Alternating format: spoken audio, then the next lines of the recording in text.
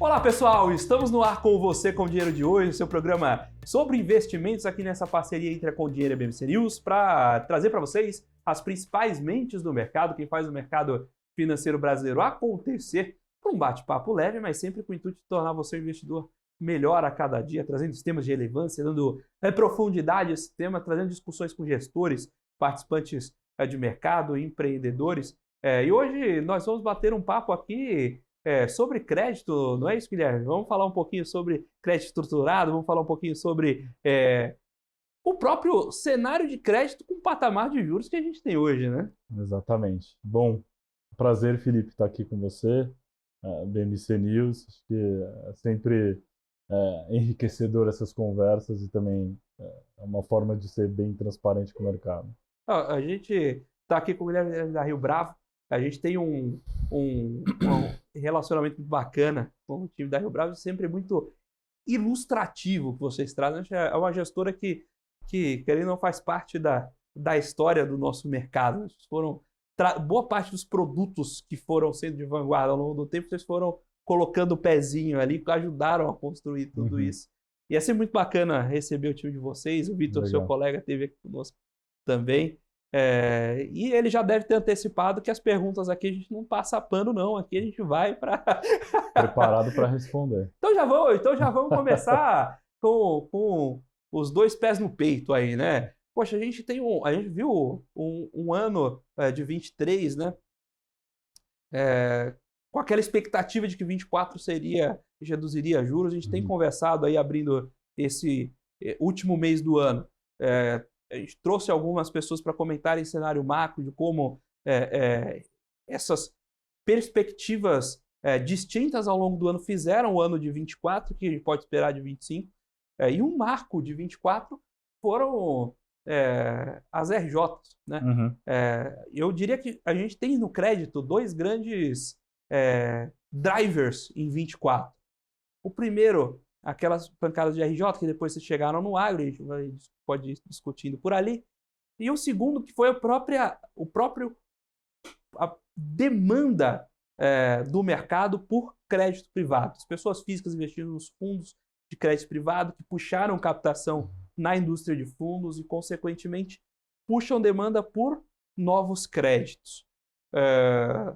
Essa demanda de crédito, num cenário de juros altos, em que as empresas começam a ficar sufocadas, não é um cenáriozinho de casca de banana aí, não? Perigoso. Acho que, de fato, eu não mudo nada do que você falou. E, nesse momento, é um momento que a gente está tratando principalmente em crédito estruturado, com muita cautela, tá? A gente está vendo uma perspectiva de alta da taxa de juros, isso tende a aumentar ainda mais no próximo ano. A nossa expectativa e a expectativa do mercado como um todo era 12, passou para 12,5, 13, estão falando agora em 13,5. Então, de fato, as empresas que tomam crédito vão ter um serviço da dívida mais caro, né? Então, quando a gente olha todas as demonstrações financeiras, a despesa financeira vão estar aumentando nessas empresas.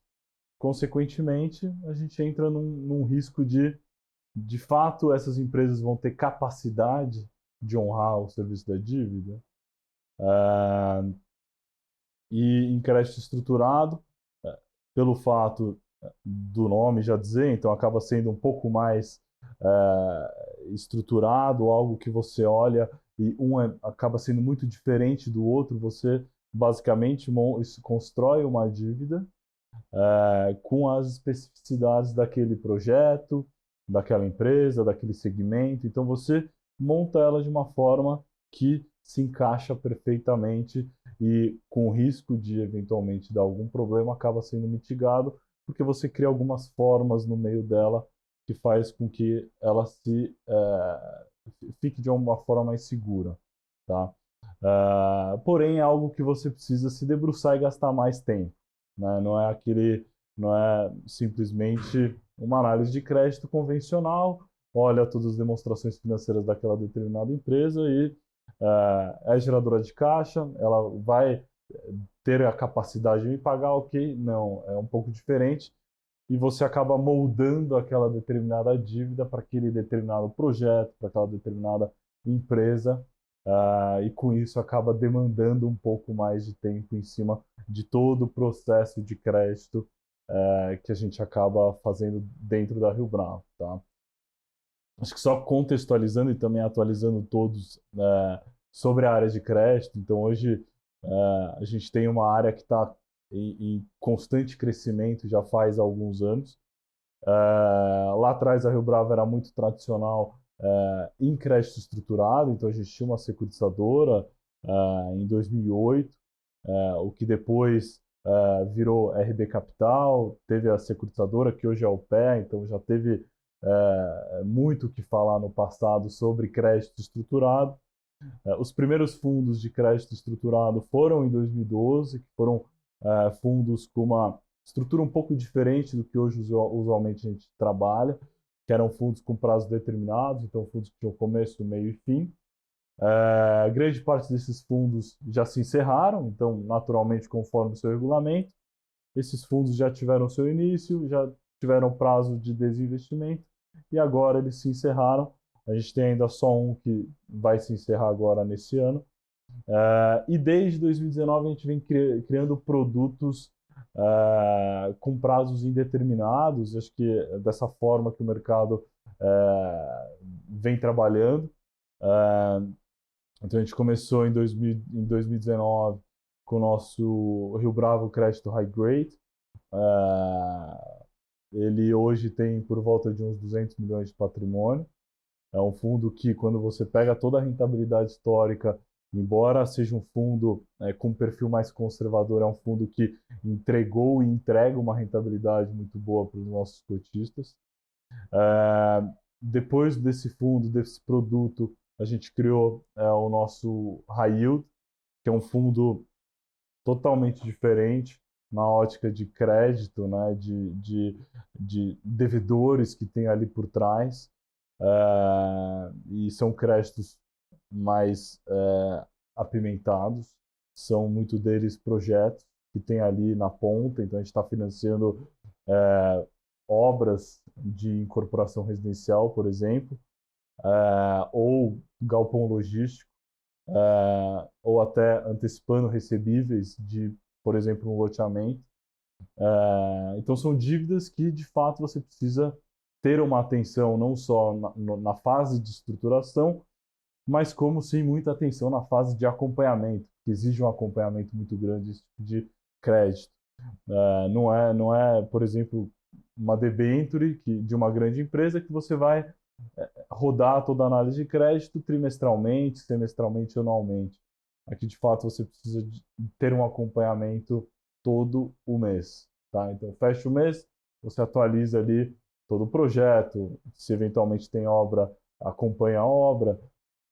Então, é algo que precisa de um know-how diferente de efetivamente só olhar números, olhar demonstrações financeiras e ver se aquela determinada empresa tem capacidade de pagamento. Aqui é um pouco diferente. Então a gente criou esses dois produtos, um em 19 e outro em 20. E mais recentemente a gente criou o nosso hedge fund, que nasceu esse ano. É um fundo que tem o regulamento um pouco mais amplo, porque os outros dois a gente deixou muito restrito no regulamento que o investimento seria grande parte em crédito, e é isso que foi feito desde o seu início. Então, hoje, desde o início do fundo, é um fundo que tinha nele, tem nele majoritariamente crédito, operações de CRI, o que, diferentemente do hedge fund, a gente fez. Então, no regulamento tem, a gente pode investir em crédito, pode investir em cotas de fundo imobiliário, comprar imóveis, comprar FDICs. Então, assim, o regulamento em si é mais amplo, o que faz com que a gente tenha que tomar mais cuidado ainda, né?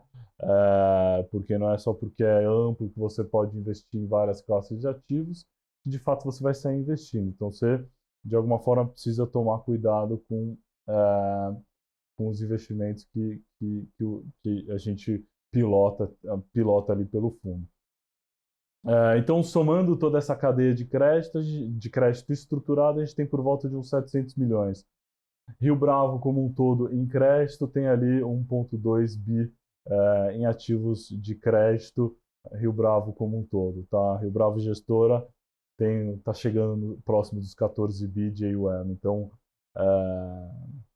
é de extrema relevância no mercado brasileiro de gestão de recursos. Depois você entra em crédito estruturado, mas assim como no infraestrutura, lá a área do Vitor, você acaba tendo que conhecer um pouco mais de operação de negócio do que simplesmente olhar a planilha de Excel. Eu tenho conversado muito, especialmente com o pessoal de M&A, né? E a gente, na mesa da água, né? A gente sempre fala sobre o desvínculo do mercado, muitas vezes, com a operação da companhia. E você viver em um mundo em que você acredita nas planilhas de Excel. Né? E aí, quando você vai para crédito estruturado, assim como crédito de estrutura, mas o crédito estruturado mais, você já não pode mais acreditar nas planilhas do Excel. Né? Você vai ter que, muitas vezes, eu já vi casa de crédito para imobiliário que emite CRI, que tinha turma de engenheiros lá, camarada ia lá criticar o projeto da planta do imóvel. Não, você está subindo o prédio aqui com X dormitórios, se você colocar X mais um e aumentar o valor do imóvel, por isso que você não está vendendo, por isso que você não está me pagando. Então faz favor de mudar a planta para a gente conseguir seguir. E aí vocês acabam tendo essa proximidade com os projetos que vocês cedem também, né? Exatamente. Acho que isso é uma diferença e isso vai muito no que eu comentei, que é o acompanhamento. Então, cada projeto que a gente financia é um projeto diferente, está em uma região diferente, culturas muito diferentes, né? Você pegar um gaúcho, assim como você pegar um mineiro, goiano, então assim, em tese, você está tratando com pessoas de culturas muito diferentes, né? Então, sim, de fato, você precisa tentar entender, e além de regiões diferentes. Então, de fato, você precisa entender a necessidade daquele determinado projeto para aquela determinada região, né? E isso muda. E eu costumo sempre dar dois exemplos, e um é o que de fato está acontecendo nesse momento. Que hoje a gente tem um projeto que é em Caraguatatuba. É um projeto residencial, são 4 torres residenciais em Caraguá, que a empresa já vendeu 80% e a obra está nos 70% de obra. O que nesse momento, a gente, junto com a companhia, indicou para eles, parem de vender. E não pela gente, né? Porque pensar em cabeça de credor é ótimo que ele venda e venda 100%. Mas, pensando em cabeça de empreendedor, e isso é um pouco da minha trajetória, que depois acho que é até interessante comentar um pouco, mas cabeça de empreendedor acaba sendo ruim ele vender tudo nesse momento, porque ele está queimando o preço. Por que todo mundo está comprando? Porque o produto é bom e o preço está interessante. Com isso, você consegue vender 4, 5 unidades por mês em Caraguatatuba num projeto residencial. Então, a nossa sugestão foi: parem de vender, segurem as vendas, a gente atualiza a tabela em janeiro, o projeto já está 80% vendido, carteira está pagando super bem, inadimplência super baixa, obra está indo super bem, expectativa de término de obra em abril do ano que vem. Então, segura o preço, vamos começar a vender isso no primeiro bimestre do ano que vem com uma tabela atualizada. Por que isso? Hoje a carteira que a gente tem desses 80% já mais do que quita a nossa dívida, tá? Então a gente está tranquilo quanto a isso, que em abril do ano que vem, quando ele entregar as chaves para todos os mutuários, a gente teoricamente teria esse recurso quitando a nossa operação. Se ele deixar de vender hoje, vender num preço muito melhor daqui 3 meses, o resultado dele melhora muito lá na frente. Porque vai chegar em abril, todos os clientes vão fazer financiamento, quitar as unidades, A gente sairia do jogo, operação quitada, e aí começaria a entrar o resultado de fato da incorporadora, né? A partir do momento que ele vende tudo agora, ao preço que está, esse resultado fica mais magrinho lá na frente. Então a nossa sugestão foi, se você segurar o preço hoje e conseguir um metro quadrado que seja 15, 20% mais alto daqui 3 meses, o seu resultado em maio, depois de quitar a nossa dívida, melhora abruptamente. Então foi isso que eles fizeram. Então hoje eles estão focando mais em construir. Então, puta, se der para antecipar, vamos antecipar. Hoje todo o esforço da incorporadora junto com a construtora é vamos antecipar a obra e colocou o pé na venda, não vamos vender e no ano que vem, começo do ano que vem, a gente volta com uma tabela atualizada. Então é isso que eles estão fazendo e é como você falou, então é algo que você constrói junto com os empreendedores a 4 mãos e a gente faz também como se fosse um trabalho de education, né? A gente está ali assessorando a empresa para de fato eles terem um resultado melhor financeiro. E isso acaba sendo muito positivo, porque operações estruturadas acaba sendo muito no boca a boca dos empreendedores. Então, assim, quando um incorporador fala que fez uma operação com a Rio Bravo e a operação foi muito bem e ele ganhou muito dinheiro, você pode ter certeza que ele vai no amigo dele, que é outro incorporador, ou no amigo dele, que é empreendedor, tem uma empresa que não está relacionada ao mercado imobiliário. Pô, eu peguei uma dívida com a Rio Bravo, aí foi super bem, tudo que a Rio Bravo falou e colocou nos documentos foi de fato o que eles fizeram na vida da operação. Por que você não fala com eles lá para fazer uma operação de crédito também? Então, acaba muitas das nossas originações através disso, né? Então, a gente faz, por exemplo, com esse empreendedor mesmo, a gente já fez a segunda operação e a gente está analisando uma terceira operação. Então, assim, quando as coisas são extremamente transparentes, claras e corretas, a gente acredita que de fato se perpetua no tempo, né? Então, você não vai pegar, fazer um crédito para só durar aquele crédito, né? Aquele crédito nasceu, foi super bem e a dívida quitada e nunca mais se fala naquele devedor. Então a gente tenta de alguma forma criar esse vínculo junto com as empresas e fazer mais créditos com elas ou com eventualmente conhecidos, parceiros delas, né? Por isso que o nosso poder de originação está sendo muito forte e está crescendo muito de 5 anos para cá. Então, esse é um pouco da forma que a gente costuma trabalhar. E acho que, falando um pouco de região, o inverso é verdadeiro. Então, eu falei de um ponto muito positivo, né? O cara estava com alta demanda, um preço talvez baixo demais, Abaixo. e a gente fez a sugestão. Agora, por exemplo, a gente teve um loteamento em Mato Grosso, que era de uma região específica, que para chegar no loteamento tinha uma ponte. E essa ponte caiu, né? Então teve fortes chuvas e a ponte deixou de existir. E o loteamento ainda não estava pronto, a gente financiou esse loteamento. O que aconteceu? Todos os mutuários pararam de pagar o loteamento, né? A gente teve uma inadimplência alta. Então o nosso dever foi, vamos acionar a prefeitura para de alguma forma ver o que a gente pode fazer para reerguer a ponte e de fato conseguir que os mutuários voltassem a pagar a nossa dívida, né? Porque no final do dia quem nos paga são os próprios compradores. Então foi isso que foi feito. Então a gente acionou a prefeitura, acompanhou de perto. O que era para demorar 4 meses demorou 45 dias. Tivemos foi refeita a ponte e a gente teve a operação voltou rapidamente para o trilho. Então isso é algo que você só tem ciência a partir do momento que você está muito dentro da operação. Então, o acompanhamento a gente viu que começou a ter inadimplência, pô, o que está acontecendo? E a gente foi ver os fatos ali do dia a dia e era isso. Agora, quem não tem esse acompanhamento, muito dificilmente ia ter essa sensibilidade de, pô, vamos ver o que está acontecendo, porque ia saber da inadimplência 3 meses depois, 6 meses depois. Então, por isso que eu costumo dizer que numa operação estruturada, 50% é de estruturação, é como você molda aquele determinado crédito para aquela determinada empresa, e os outros 50% é acompanhamento.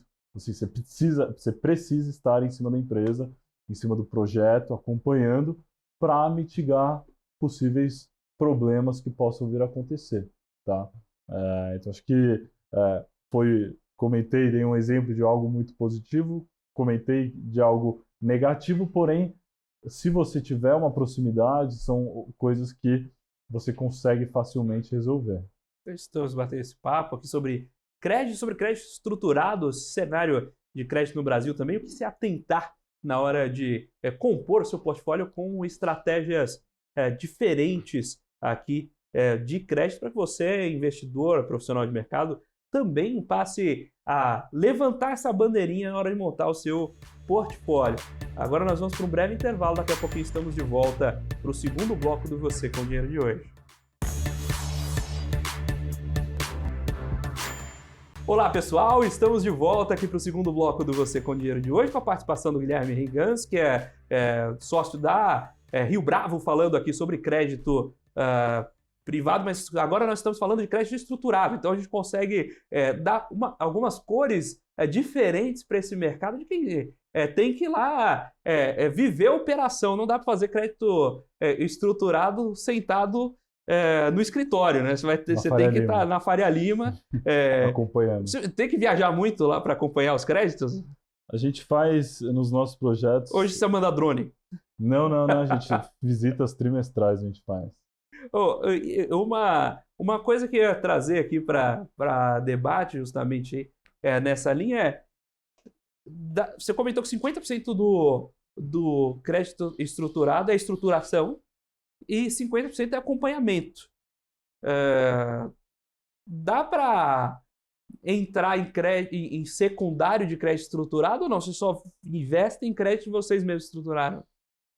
Depende, a resposta é essa. Pelo fato de tem operações de CRI que são operações com perfil mais conservador, né? São mais quadradinhos. Mais quadradinhos, de grandes empresas. Então é como se fosse uma debenture travestida em uma operação de CRI.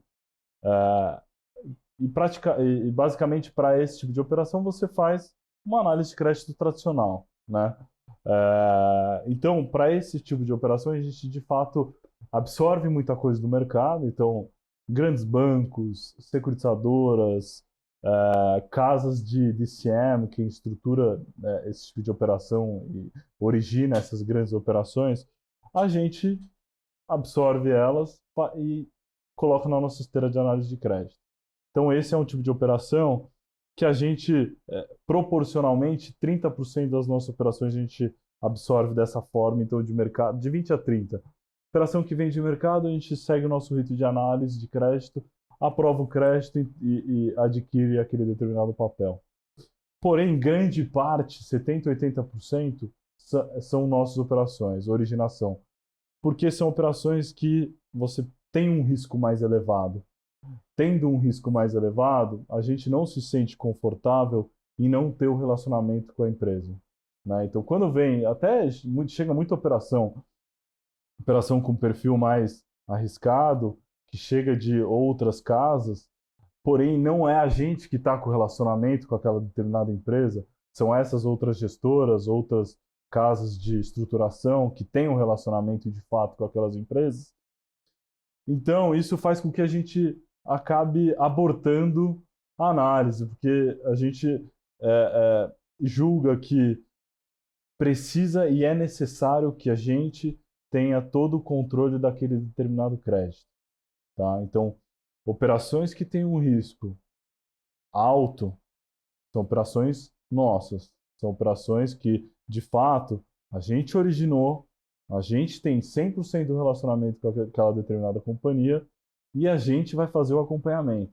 Então, isso acaba sendo muito bom para a gente, porque a gente tem todo o controle daquele crédito e acaba sendo muito bom para os outros investidores que entram junto com a gente. Porque quando a operação passa de um determinado tamanho de volume, a gente acaba não tendo 100% do bolso para absorver ela toda. Ou seja, a gente pega alguns outros gestores que são nossos parceiros e monta o material e apresenta para esses outros investidores, eles olham, como fazem a análise deles. O que, na cabeça deles, eles sabem que a gente tem esse acompanhamento muito criterioso e crítico em cima daquele crédito, o que faz com que eles fiquem, no final do dia, mais confortáveis. Pô, eu sei que a Rio Bravo está olhando.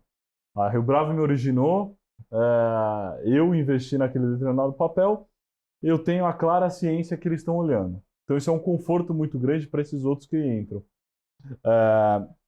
Só que o inverso dessa vez não é verdadeiro, porque a gente não olha operações de fora para esse perfil de risco, porque de fato a gente gosta de não só ter o controle, então para as nossas operações a gente acaba sendo sempre o majoritário, ou seja, se precisar de qualquer decisão é a gente que Você toma. consegue aprovar a assembleia sozinho? A gente aprova a assembleia sozinho, ou seja, a gente não comercializa, não distribui mais do que a gente sabe que se a gente distribuir um determinado volume, a gente perde o controle.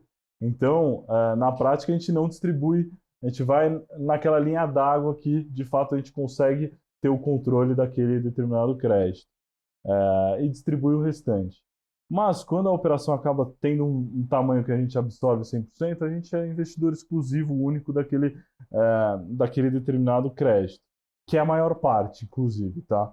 Então, operações que têm ali um ticket de 25, 30, 35 milhões, a gente é exclusivo, é único. Se tem créditos que ultrapassam essa marca de 35, 40, 50 milhões, a gente puxa um outro fundo aqui para dentro do negócio e eles acabam integralizando. Então a gente trata eles como parceiros, né? E eles são recorrentes, né? Então já entraram em diversas operações, viram que são operações muito boas, que têm resultados muito positivos, que têm uma gestão em cima analisando todo o crédito mensalmente, então se sentem confortáveis em também entrar dentro do investimento. Então, eu posso te dizer que são os 4, 5 outros investidores que entram nas nossas operações, mas, de fato, para esse tipo de crédito, a gente tem uma demanda muito grande nossa, então 80%, 70% de todo o nosso portfólio de crédito estruturado são operações originadas por nós. O restante são operações como eu comentei, então são operações de grandes empresas, que têm balanço auditado por Big Four, porém a gente faz um acompanhamento, obviamente, também nessas, mas com espaço maior, né? Então não precisa ser mensalmente, mesmo porque grande empresa não distribui, não divulga o resultado mensalmente, né? Então muitas delas são semestral, a gente roda a análise de crédito, ou anualmente quando tem os balanços auditados. Mas é a minoria, tá? A grande parte, efetivamente, são operações que exigem uma atenção maior e que não só atenção nos números, mas sim o que a gente comentou de visita em loco. Então, eu costumo dizer que tem operação que não tem nenhum tipo de problema, mas a gente está marcando visita e indo lá. Porque nessas visitas, além de fazer um acompanhamento, tipo, vamos ver como está o projeto, a saúde da empresa, vamos ver a indústria, se está rodando, como que está o estoque. Então, a gente gosta desse pé no chão lá dentro da empresa. E o que o mercado acha que os tomadores de crédito não gostam, eles gostam de ter o credor lá perto, porque na cabeça deles bom, tem alguém me olhando aqui e eventualmente esse alguém pode ou pré-pagar minha dívida e fazer uma dívida maior, ou fazer uma assessoria no que eu posso ou devo ou não devo fazer. Então, de fato, os empreendedores, sempre quando a gente vai fazer as visitas, eles são super receptivos e nos tratam assim muito bem, de fato, pensando num parceiro financeiro, né? Eles não pensam, o cara vem aqui me cobrar, não, diferente. De fato, eles pensam, pô, legal, o cara tá aqui, vamos ver o que a gente pode fazer, vamos apresentar tudo que está sendo feito e também pensar em coisas novas. E é nessas visitas que sim aparecem outras originações, não só com eles, assim como parceiros, como eu estava comentando. Aí, estar perto também significa que não vai chegar o banco aqui e falar que está tudo errado, que vira a chave ou aquela gestão por indicadores. O pessoal tá muito vive um mundo defensor, né? Olha, vou fazer gestão por dados. Você vai olhar o dado, é uma planilha de Excel, né? Que o cara faz 3 filtros. Né? Pô, não é assim que se Não é assim, faz. cara. Você tem que estar lá, tem muito detalhe soft dessa dinâmica que você perde se você fica olhando só um conjunto de uns e zeros. Né? Exatamente. Além disso, nas operações estruturadas, tem diversos outros prestadores de serviço que a gente contrata para fazer um monitoramento junto com a gente, tá? Acho que dois principais deles, e tratando de projetos imobiliários residenciais, que isso é uma coisa que a gente está fazendo em uma quantidade muito expressiva, e a gente sabe fazer muito bem, estruturar e acompanhar isso. Primeiro, o engenheiro, então a gente tem o nosso engenheiro que vai em todas as nossas obras, todos os meses, tá? Então ele entra desde o início da estruturação e vai até o habite, tá? De todas as obras, tanto residencial, incorporação, assim como loteamento. E também tem uma pessoa que muitas, muitas outras gestoras não dão valor, mas a gente dá muito valor, que se chama-se servicer, que é o cara que faz o acompanhamento de todos os recebíveis. Que eles entram no D0 da operação e não ficam só até o final da obra, e sim ficam até o final da operação, porque eles auditam a carteira de recebíveis todo santo dia, tá? Então, esse prestador de serviço junto com a empresa, eles têm sistemas que se comunicam. Então, eles estão ali diariamente atualizando todo o sistema e o servicer ele recebe todas essas informações no mesmo momento e audita essas informações. Então, se daquele determinado projeto receber uma venda, esse prestador já pede para a incorporadora, tá, me dá o contrato de compra e venda registrado. Então, ele já abre o contrato, já lê o contrato, uma auditoria em cima de todos os recebíveis. E a gente usa para todas as nossas operações esse prestador de serviço.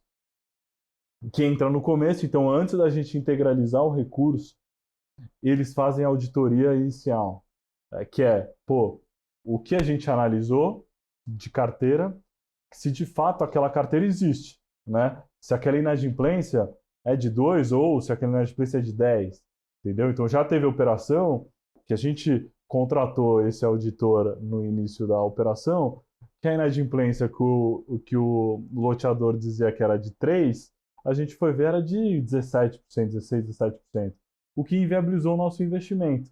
Então ele entrou, auditou, falou, não é essa inadimplência, é aquela. Aí a gente usou aquela e a operação não parava de pé, né? Então a gente não seguiu com o investimento. Por isso que o mercado às vezes, não precisa, vai onerar a operação. A gente não, vai onerar a operação. Não é que precisa ou não precisa, é dever estar dentro da operação. E para a gente é um investimento e um conforto ter eles dentro da operação. Então acho que esses são dois, tem mais alguns outros, mas os dois mais importantes que religiosamente estão nas nossas operações são esses dois, principalmente. Maravilha, estamos batendo esse papo com o Guilherme Gás, sócio da Rio Bravo, falando sobre crédito estruturado, sobre os elementos que a gente deve olhar e a forma diferente de lidar com esse tipo de crédito, aproveitando para trazer insights aí para você, investidor e profissional aqui do mercado, para sempre melhorar a sua carteira de investimentos. Agora nós vamos para um breve intervalo, daqui a pouquinho estamos de volta com o terceiro bloco do Você com o Dinheiro de hoje.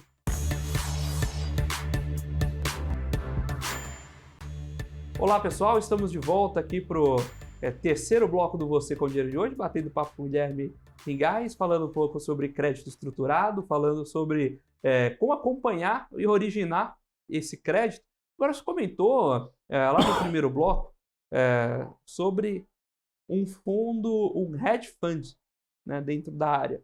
E para quem gosta de billions, né, o pessoal pensa em hedge fund como alocações globais de estratégia, usando muito renda variável. Como é que é pilotar um hedge fund olhando com a cabeça de renda fixa? Vamos lá. O hedge fund é um produto que saiu recentemente, como eu comentei, então a gente já tinha pensado nessa tese já faz um bom tempo, mas foi se concretizar de fato agora, nesse ano de 2024. E para este momento, é um momento muito propício, porém tem que tomar muito cuidado com as alocações, tá? O hedge fund, a gente tem os dois fundos de CRI, né, que são fundos mais engessados, então o que você pode investir? Está muito bem claro as coisas que estão ali e acabam sendo muito restritivas, né? Você pode ir nisso, nisso e naquilo, ponto. Dito isso, a gente perdeu várias oportunidades de investimento por conta do regulamento. Então, a gente não poderia investir em outras classes de ativos. E por isso que foi muito bem pensada essa nova tese de criar um regulamento mais aberto para que você não perdesse oportunidades que, por exemplo, a gente perdeu uma oportunidade de um FDIC imobiliário, de fazer a aquisição direta dentro dos nossos fundos, num FDIC imobiliário que a gente estava fazendo e a gente acabou distribuindo para o mercado e ficou com zero dentro dos nossos fundos. Então, era uma baita tese, uma excelente rentabilidade que a gente acabou fazendo, originando, estruturando e distribuiu para outros fundos. Isso é um exemplo, mas tem outros que de outros ativos imobiliários que a gente de fato não poderia investir nesses outros fundos. Então, o hedge fund veio para criar essa outras classes de ativos. Então, de fato, a gente hoje pode investir em FDIC imobiliário, eventualmente comprar aluguel com intuito de renda, também pode comprar crédito, também pode comprar debênture imobiliária, podemos entrar em ações, ações de empresas que sejam do ramo imobiliário. Então, a gente criou um leque de outros ativos que os outros fundos a gente não poderia investir. Mas, de alguma forma, a gente precisa tomar cuidado com isso, né? Então, hoje a gente tem esse fundo dentro da Rio Bravo e a gente acaba absorvendo outras áreas também em cima desse fundo, né? Que acaba agregando no final do dia. Pelo fato de a Rio Bravo hoje tem um time de FOF, que são fundos que investem em cotas de outros fundos e que o hedge fund pode investir em cotas de outros fundos. Então a gente acaba tendo essa comunicação com outras áreas dentro de casa para que a gente possa de fato fazer investimentos muito bons. Então, eventualmente, quando a gente vai fazer compras de cotas de fundo imobiliário, a gente vai junto com os gestores de FOF e tem um brainstorm em cima disso, de qual fundo, quem é o gestor, se efetivamente tem um track record interessante, se é um bom momento de investir naquela determinada classe de ativo. Assim como a gente pode fazer aquisições diretamente em imóveis dentro do hedge fund. E a gente tem um time imobiliário de tijolo gigante e que tem muito a nos agregar. Então, eles sim também passam feedbacks, também tem todas essas conversas para... Hoje a gente já fizemos análise de aquisição de imóvel dentro do nosso hedge fund. Inclusive tem uma que a gente está em andamento, em fase de diligência, que a gente já usufruiu muito de toda a capacidade técnica deles e, obviamente, no nosso comitê, para esse determinado ativo, eles estavam dentro do nosso comitê fazendo pergunta, questionando. Então é muito importante e a gente julga que tende efetivamente a agregar dentro desse fundo, né? Esse fundo nasceu agora, no mês de agosto de 24, tem um pouco mais de 250 milhões de patrimônio. A gente, como tem uma cabeça muito conservadora, e isso funciona para Rio Bravo como um todo, e a nossa alocação é extremamente rápida, caracteriza todos os nossos tipos de investimento, todas as nossas ofertas de fundos de crédito. A gente sempre faz uma oferta muito bem pensada, com um pipeline indicativo muito bem feito e com um histórico ali de 2, 3 meses já montando esse pipeline. Acontece que a partir do momento que você integraliza os recursos, os investidores colocam os recursos de fato no fundo, a gente vai fazendo essas alocações. E no nosso modus operandi acaba sendo muito rápido. Então, só para você ter noção, a gente tem os nossos 2 fundos de CRI estão 100% alocados, tá? E o nosso hedge fund de 250 milhões, a gente já alocou ali por volta de 180 milhões em 2 meses. Tá? Então, 70% do fundo em 2 meses. Então, isso mostra que a gente é cauteloso com o crédito, são nossos créditos, que a gente vem montando um pipe com com uma antecedência muito relevante, e que a partir do momento que a gente recebe o recurso, a gente tem essa alocação extremamente eficiente, o que faz com que os nossos investidores tenham uma penalidade no gestor alocando muito baixa, né? Porque o tempo que o recurso fica em caixa até a gente fazer as aquisições acaba sendo muito pequeno. E só para você ter noção, o fundo está indo muito melhor do que o nosso estudo de viabilidade. Então, o nosso estudo de viabilidade foi conservador, e sempre né? Acho que isso tem que ser. E a gente está indo com os resultados, o fundo está gerando resultados muito melhores. Então, a gente pretende até o final do mês de dezembro já estar com o fundo 100% alocado, já rentabilizando o que a gente colocou no estudo e, se possível, ainda mais. Esse momento é um momento de cautela, como eu estava comentando, então tem muitas oportunidades, porque a gente está num momento macro muito confuso, e que às vezes aquele ativo você acha que é uma oportunidade, mas nem sempre é. Então, por isso que você tem que tomar muito cuidado em fazer aquele determinado investimento. Então, hoje o fundo nasceu em agosto. Esse fundo, grande parte do investimento que ele fez até o momento são operações de crédito e também cotas de outros fundos imobiliários. Tá? Então, a gente investiu em muito dessa nossa originação própria, estruturação própria, assim como a gente está usufruindo do mercado, da baixa do mercado, em pegar efetivamente as pichinchas que tem, que são fundos, às vezes fundos médios, ou também fundos muito grandes que têm um desconto interessante e que seja de fato uma oportunidade. Então, o fundo conseguiu casar a liquidação com esse momento que acaba sendo um momento muito nebuloso do mercado, né? Então a gente tem a expectativa de alta de juros, tem confusões acontecendo, o fiscal nebuloso, ninguém sabe o que pode acontecer, a taxa de juros, a taxa básica de juros, ninguém sabe para onde que ela vai de fato ano que vem, a inflação. Então, assim, várias incertezas que a gente tem no ano de 2025, por isso que a gente está se resguardando, então fazendo tudo com extrema cautela e segurança para que de fato a gente consiga rentabilizar os nossos investidores, ou da forma que a gente colocou no estudo de viabilidade, ou melhor do que o que a gente colocou no estudo de viabilidade. Estamos batendo esse papo com o Guilherme Gás, sócio da Rio Bravo, falando sobre crédito estruturado e sobre os desafios e oportunidades desse mercado. Agora nós vamos para um breve intervalo, daqui a pouquinho estamos de volta com o quarto e último bloco do Você com Dinheiro de hoje.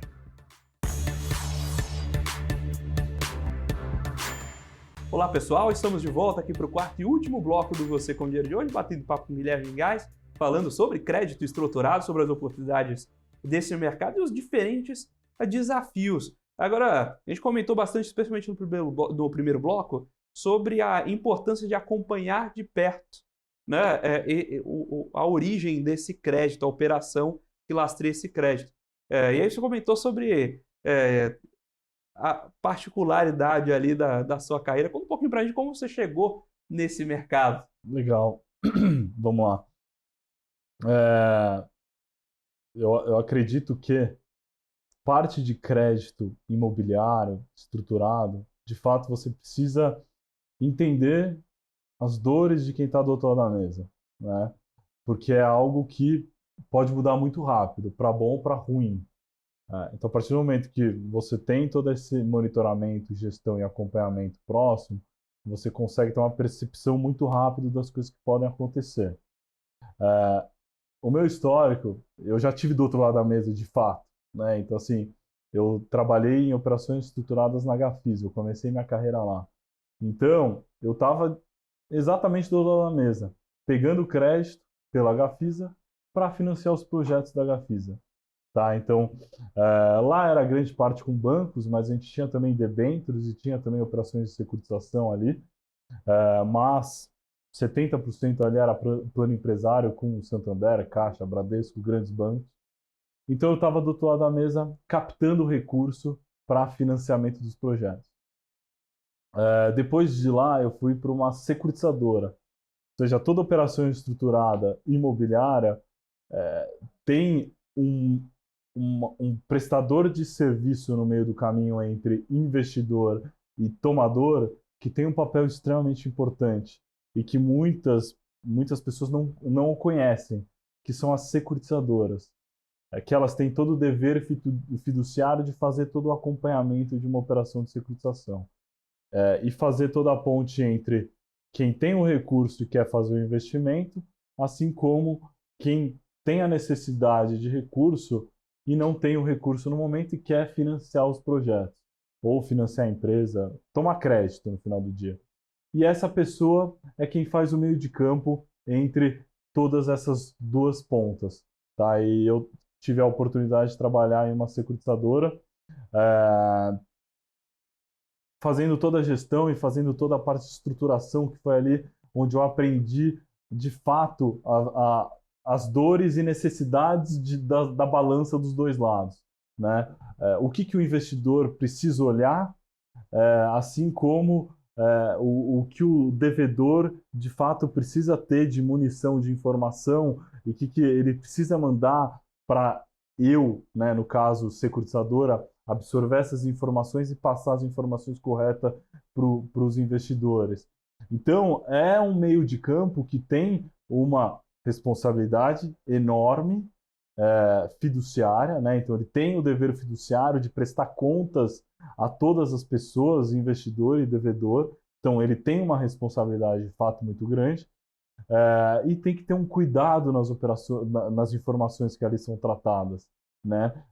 Porque assim, a partir do momento que o devedor envia informações, você não audita e repassa, o investidor vai questionar e você precisa estar preparado para responder esse questionamento. Então, eu costumo dizer que todo gestor de fundos de CRI deveria ter essa trajetória, né? Pô, deixa eu entender o outro lado da mesa para ver as dores daquele devedor, o que de fato está acontecendo, assim como no meio do caminho, porque vários menosprezam o trabalho ali do meio de campo, mas é um trabalho muito importante e você precisa ter aquele trabalho no meio de campo de securitizadoras, né? Então, eu tive a oportunidade de tomar crédito através da Gafisa, depois de uma securitizadora, depois eu passei por uma gestora que fazia grande parte dos investimentos, eram investimentos lá fora, principalmente na Flórida, então era private equity, real estate, compravam muitos ativos logísticos, galpões, com o intuito sempre de retrofitar, fazer um investimento, locar por um metro quadrado muito mais caro e depois fazer o desinvestimento. Então era numa pegada muito mais de private equity. E aí, em 2019, eu vim para Rio Bravo tocar única e exclusivamente a tese de crédito estruturado. E desde então a gente vem fazendo esses produtos, vem crescendo, vem aumentando esse poder de originação e estruturação própria. E acho que o mais importante, que é o que todo investidor gosta, que é ter fundos performando super bem. Então, acho que a gente tem todas as nossas, toda a história do fundo. Hoje os fundos não são mais fundos tão novos, né? A gente está falando de fundos de 4, 5 anos. Acho que o hedge fund é o bebezinho da turma, né? Então ele tem ali 3 meses, 2, 3 meses, mas os outros são fundos mais antigos e fundos que você consegue pegar toda a rentabilidade histórica daquele fundo e ver de fato que a gente entregou um resultado muito positivo para os nossos investidores que entraram atrás, para os investidores que foram entrando no meio do caminho. Então, assim, interessante também é ver que, de fato, todos os nossos produtos de crédito estruturado que a gente levantou nessa janela de 5 anos foram fundos, estão sendo fundos com uma boa performance. Tá? Maravilha, Guilherme. Muito obrigado pela participação. Foi excelente poder bater esse papo com você. Muito bom, Felipe. É um prazer. A gente tem o nosso canal do RI, se eventualmente tiver dúvidas, questionamentos, se quiserem saber mais informações sobre os nossos veículos, não só de crédito estruturado, mas também crédito privado, infra, produtos imobiliários de tijolo. A gente tem toda a nossa plataforma de fundos. Fiquem à vontade, a gente tem o nosso canal no RI, ri@riobravo.com.br, e a gente está sempre preparado aí para absorver dúvidas, questionamentos, sugestões. Então, fiquem à vontade. E obrigado, Felipe, pela conversa. Acho que foi muito enriquecedor aqui. Muito obrigado ao time da Rio Bravo por ceder aqui a participação do Guilherme. Muito obrigado a você, telespectador aqui da BMC News, investidor e profissional de mercado, pela sua companhia, pela sua audiência. Você com o Dinheiro vai ao ar todos os dias nessa parceria entre a BMC News e a Com Dinheiro para trazer para vocês essas grandes mentes do mercado para o bate-papo. Se você quiser saber um pouco mais sobre a Com Dinheiro, visite lá www.comdinheiro.com.br. Com você com o Dinheiro de hoje vai ficando por aqui. Muito obrigado e até a próxima.